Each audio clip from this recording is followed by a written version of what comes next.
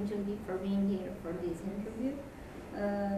First of all, I would like to question about the montage of the film. If it was like previously thought as such, or if it was like a collection of images that were added before, or if you can say if it was the main idea before the film was to do the film like that, or if it was like a personal hardship of image that you were just editing for the film. Yeah. Good question. Parce qu'en fait, le montage du film, c'est quelque chose qui est venu au fur et à mesure. Donc,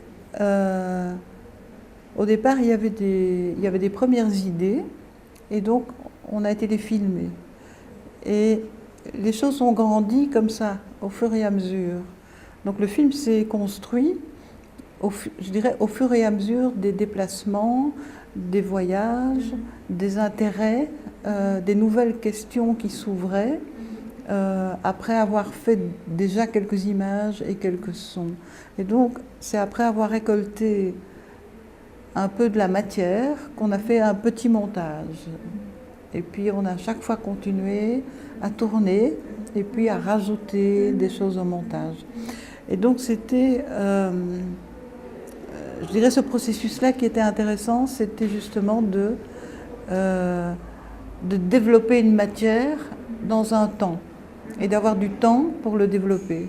C'est-à-dire de ne pas être avec un scénario, quelque chose de figé, et de dire, bon, maintenant on doit faire ça, ça, ça et ça, et on a autant de temps pour le faire. Tandis que nous, on s'est donné cette ouverture et cette liberté de pouvoir construire au fur et à mesure.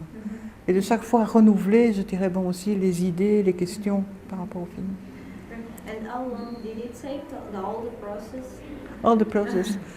Julie? Several years. I think about 6. Several. We don't know. Not 7, okay. No, I think it's about 6 years Yeah. from the first pictures, images that we did in Iceland. I think to the end, it's about 6 years. Mais il y a eu, je pense,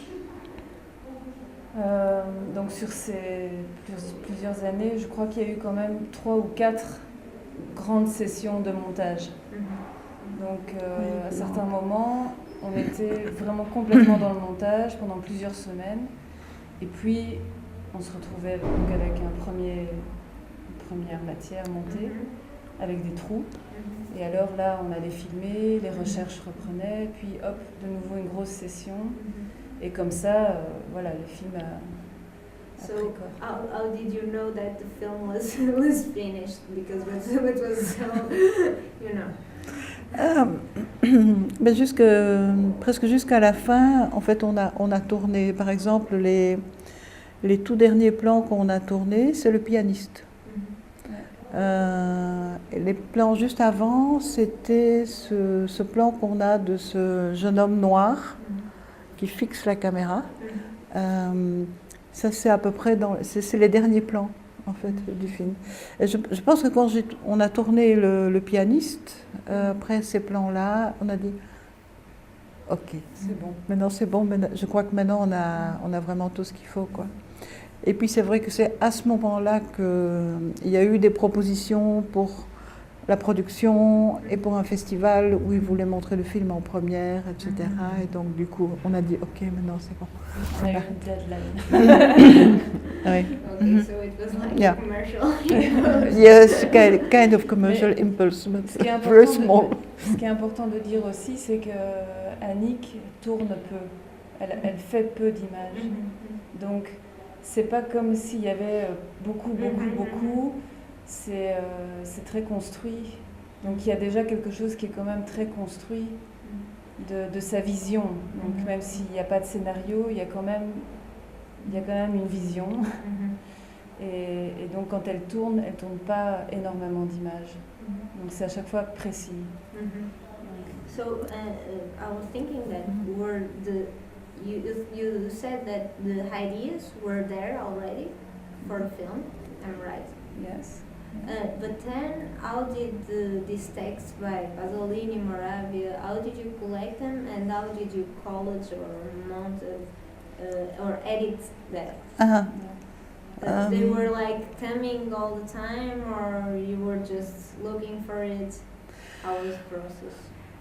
Oui, il y avait toujours un procédé de recherche, mais par exemple, Pasolini est arrivé très vite. Ouais, on a beaucoup travaillé. Voilà, et donc quand on était en Islande, et c'est vrai, j'ai toujours dit, oui, en Islande, très vite, pour moi, c'était être face à un paysage très violent, avec beaucoup de violence, et qui me renvoyait ça. Et donc du coup, en fait, moi, je cherchais par rapport à ces paysages d'autres interprétations et d'autres, je dirais bon, d'autres valeurs à mettre avec ce genre d'image. Et donc c'est vrai que ce Pasolini m'est revenu comme ça très très vite. Et donc là par exemple j'ai refait toute une recherche, j'ai relu beaucoup de textes surtout. J'ai revu certains films aussi, mais c'était surtout aussi dans sa parole que je voulais trouver quelque chose, puisque je trouve que bon, il a ce côté aussi d'une proposition, je dirais bon, une critique extrêmement précise de la société en général et de la société italienne, en tout cas aussi du fascisme, mais il a aussi cette vision qui est en même temps prémonitoire. Et c'est ça qui est absolument passionnant avec lui, c'est la façon dont il est comme ça constamment en train de réfléchir à chaque chose, et où il remet d'une façon parfois très violente lui-même, je veux dire, des valeurs en question. Et donc ça m'a vraiment beaucoup intéressée. Les associations, après, elles se font parfois très curieusement, parce que c'est vrai qu'à ce moment-là, on partageait beaucoup ce livre de Ingeborg Bachmann, Malina, et que donc, bon, moi j'avais très envie de faire quelque chose avec ce livre depuis longtemps, d'utiliser ce texte. Mais comment utiliser ce texte, voilà, c'est extrêmement difficile. Et bon, c'est donc en cherchant que je suis tombée aussi sur des interviews qu'elle a faites. Elle en a fait très peu, mais où il y a une espèce aussi de clarté extraordinaire au niveau d'une position par rapport à qu'est-ce que c'est le fascisme.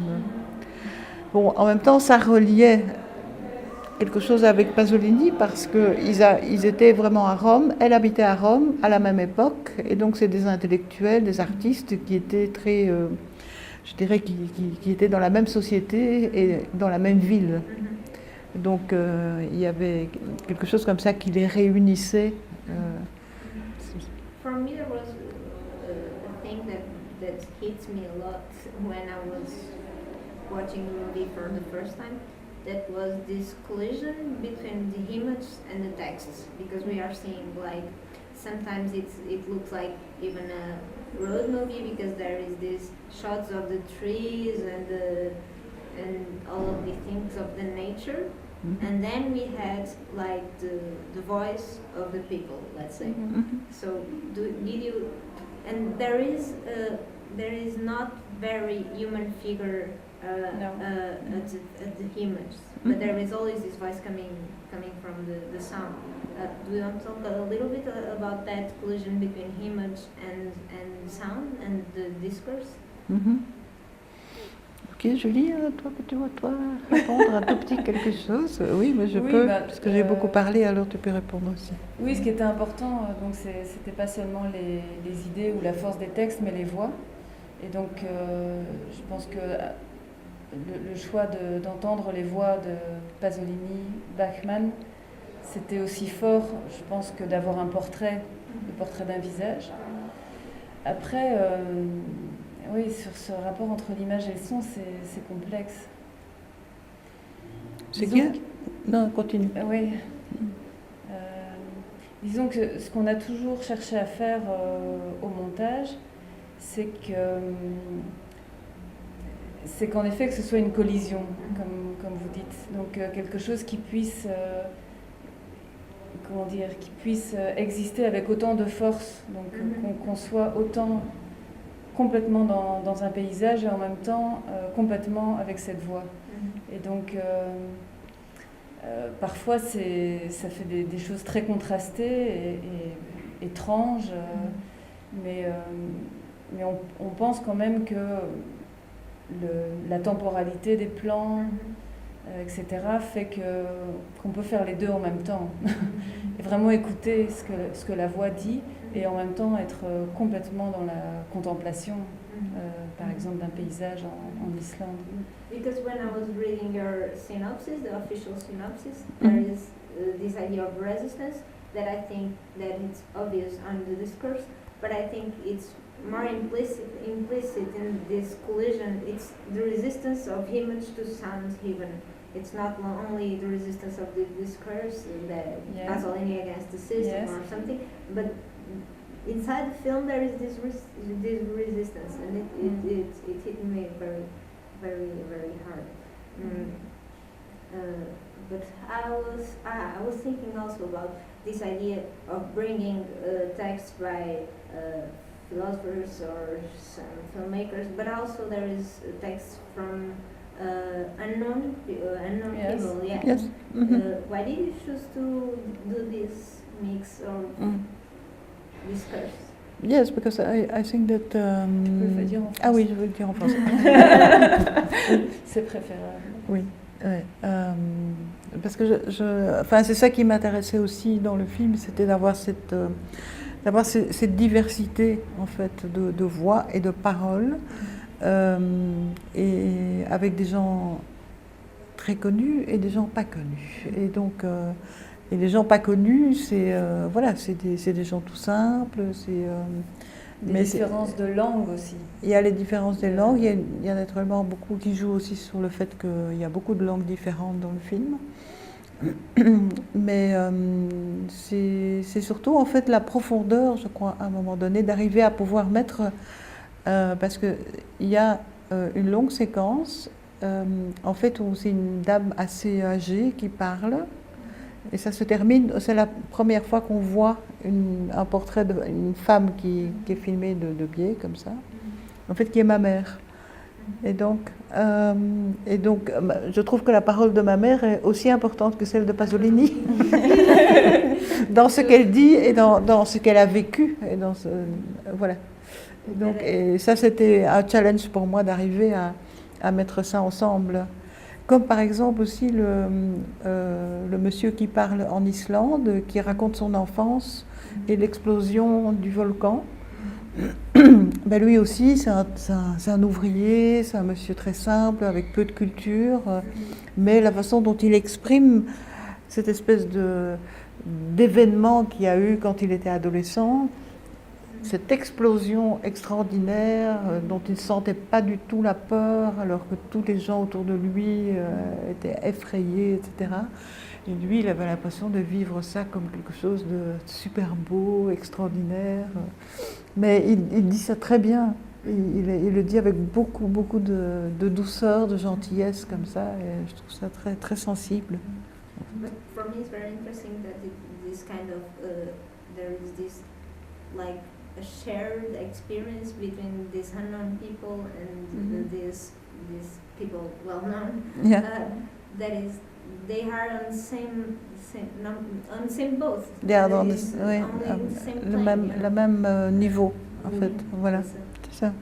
I also would like to talk a little bit about this question that is sometimes there is obvious black and white, but sometimes the image is inverted.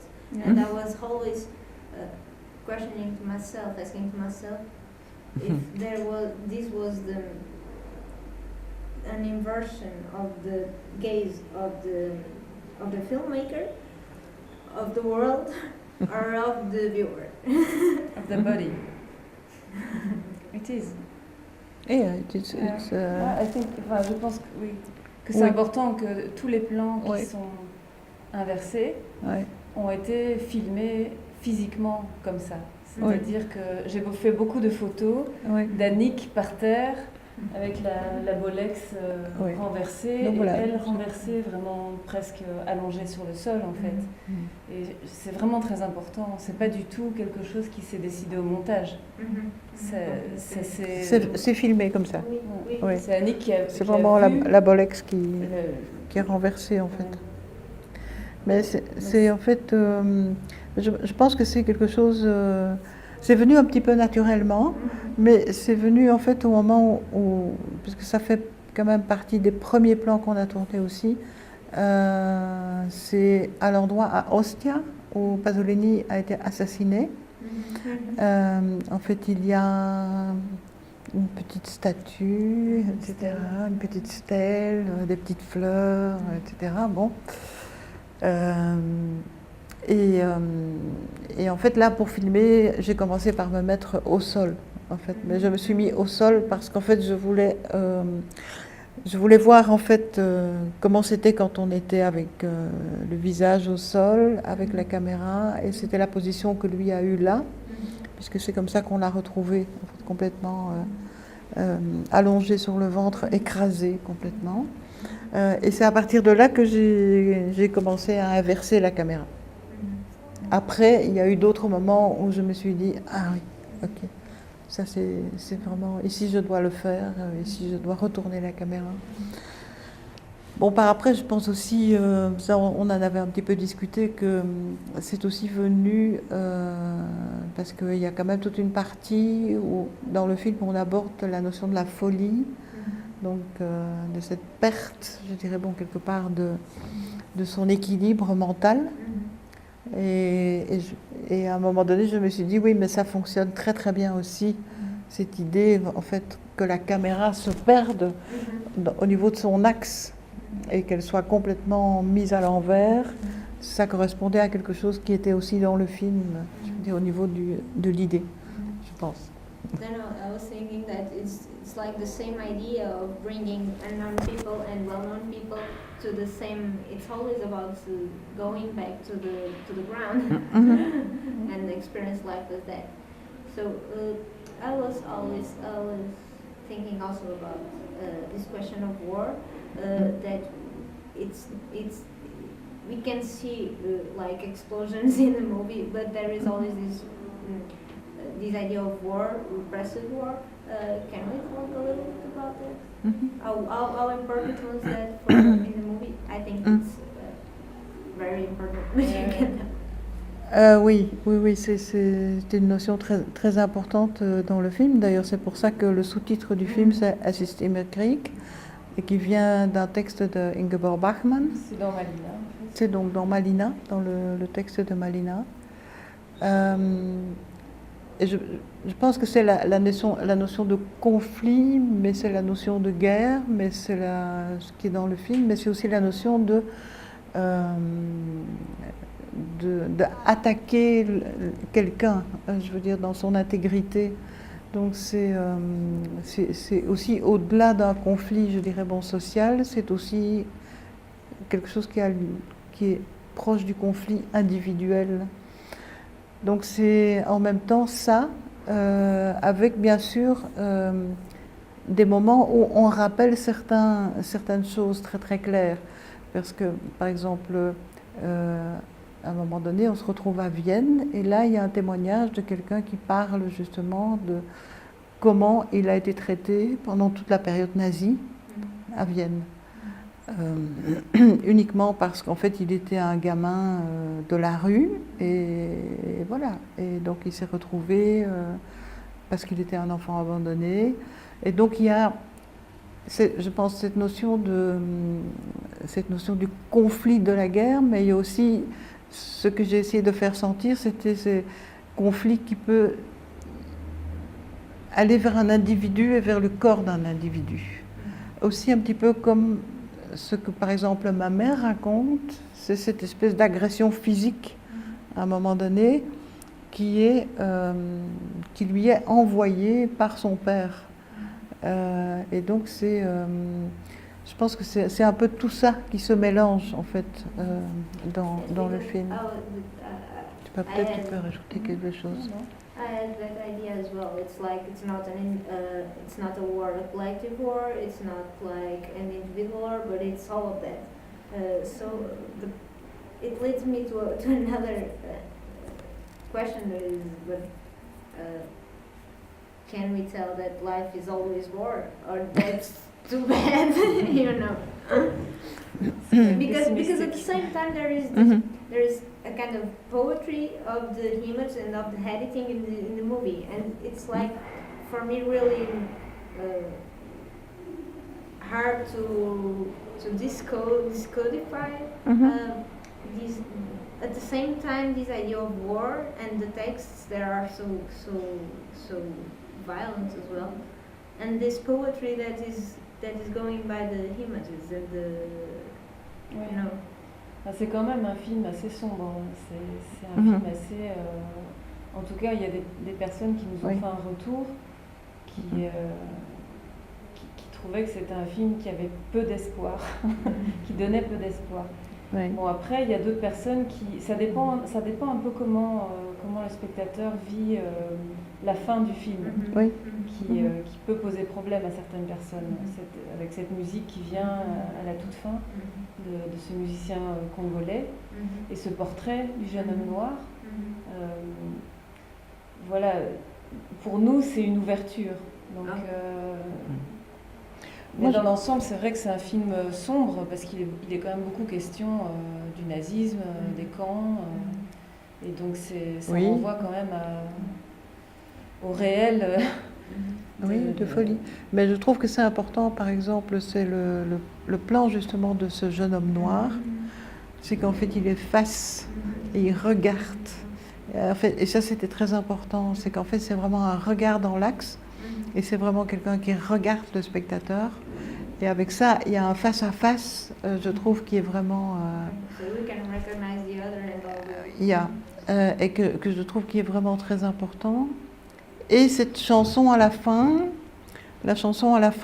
est une chanson qui en même temps est triste, mais qui en même temps a cette espèce d'espoir, en fait, et cette espèce de rythme africain, comme ça, qui prend, et d'énergie, et qui fait que, bon, pour moi, c'est vraiment quelque chose qui permet d'ouvrir, en fait.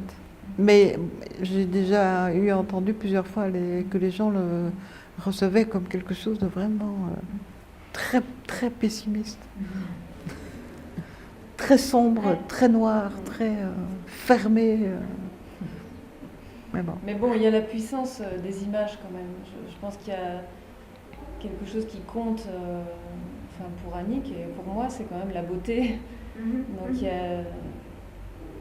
y a beaucoup de soin qui est apporté pour saisir, pour capter la beauté d'une matière, d'un paysage.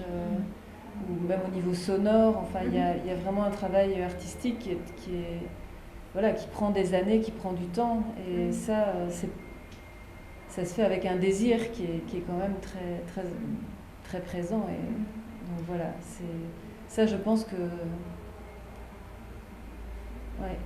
que ça compte pour pas être complètement déprimé en sortant du film.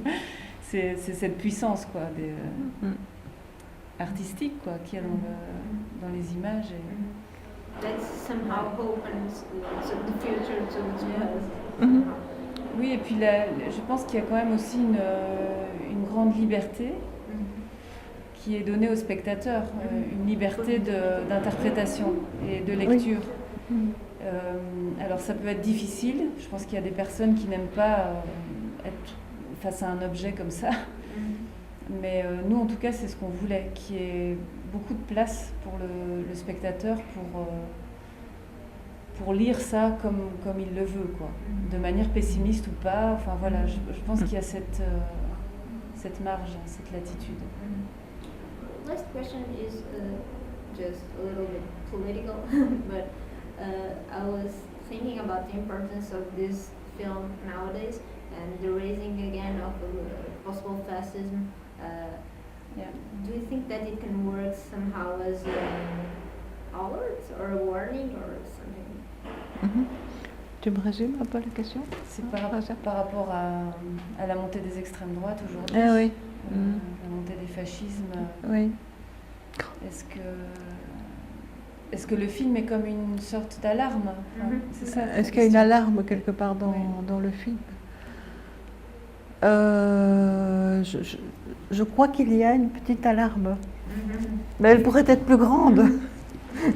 Vu que, en fait, actuellement, en tout cas en Europe, on est confronté à une situation qui devient de plus en plus compliquée, parce qu'on a vraiment une extrême droite qui s'installe, une droite, extrême droite, enfin, voilà. Et donc ça s'étend de plus en plus en Europe. Et donc Pas seulement en Europe. Pas seulement en Europe, au Brésil, par exemple aussi, etc. quoi. Donc je pense, oui, qu'il y a quelque chose, en tout cas, qui peut faire réfléchir dans le film, et qui est justement cette violence, cette notion enfin, cette réflexion un peu quand même par rapport au fascisme, elle est là.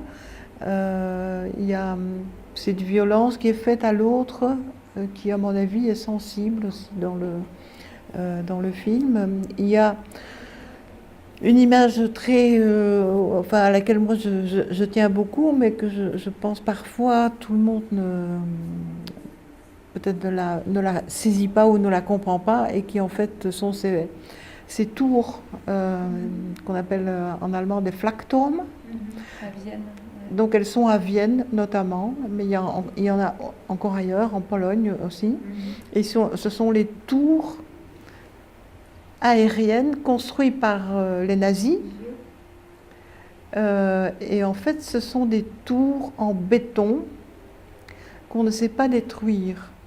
Alors les nazis ont construit ça pour pouvoir installer au-dessus des défenses pour les avions qui venaient les attaquer. Donc c'est vraiment... Donc dans Vienne, quand on marche dans Vienne, à un moment donné, on tombe vraiment en face de ce genre de tour. C'est très grand, hein. C'est vraiment... c'est énorme. Et en fait, on ne peut pas les détruire. Enfin, on peut les détruire, mais si on les détruit, on détruit tout le quartier. Tout le quartier. Destroyed? Destroy. You will destroy all half of the city, because it's so big that you can do just one thing to explode it. That's the only thing that you can do, and it's impossible. So they have to stay there for the eternity. But they are really towers constructed by the Third Reich. And that's why I put them with quelque chose de très simple. On les a projetés sur un papier et on les a fait brûler. Et c'est ce qu'on voit dans le film. On voit les tours à un moment donné qui brûlent. Et c'est juste avant la séquence avec le garçon africain. Bon, voilà, c'était une position comme ça que je voulais avoir aussi par rapport à ces tours qui sont là et qu'on ne sait pas détruire. C'est comme si elles sont là et on ne peut plus rien faire, quoi. So thank you, Annie. Okay, thank you. Thank you.